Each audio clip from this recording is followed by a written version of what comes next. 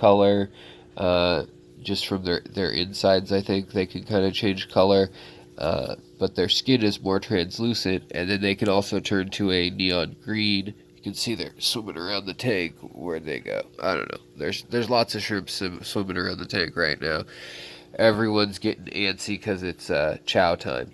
But basically, I just wanted to share with you this stockpile of Let's Eat the Pellet game by these shrimp. You can see here we've got a pregnant blue dream, if it would focus. We're zoomed in real close, you guys. But this is my main breeder tank for breeding the Babaulti and the blue dreams. The Babaultis, you can see, have kind of this funky line down their side, as well as they have eyeballs that look like they have pupils. And then they're just kind of a funky, fairly peaceful shrimp. They're they live in the same conditions pretty much as other shrimps, but they are tricky to ship. So while I will say that they seem to get along okay with all of these blue dream shrimp, you can see for yourself right now at mealtime how well they get along. The Babaultis seem to be able to get a hold of a chunk of food and then just hold on for dear life, whereas other ones are also just out of the way. But I can tell by the length of their longer rostrums, the males, and they kind of have a hump back. The males are coming in to try to steal some pieces of food from the Neocaridina shrimp. And now we've got a full-on dog pile.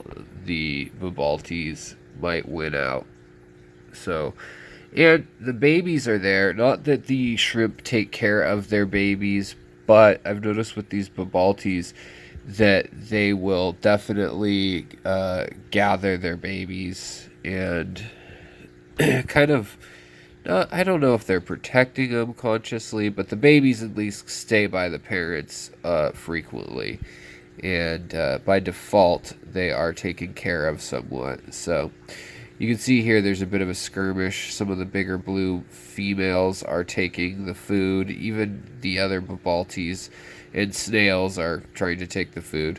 But I just wanted to share this little moment in one of my tanks. Also, I'm kind of trying to hope that more people will keep these Babaulti shrimp because they are a beautiful shrimp and I really like taking care of them.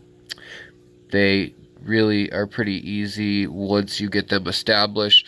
It's hard to get them breeding, but once they start breeding, once they're comfortable and they start sending out their pheromones like, hey, we're okay, we can breed now, then they really get going, just like a Neocaridina. Their water parameter requirements are pretty much identical to the Neocaridina, and the only thing is they like less flow. They like well oxygenated water. They hang out by the filters, but they like a lot less flow than the Neocaridina seem to, and they will overeat. So they will overeat themselves to death. I learned that the hard way.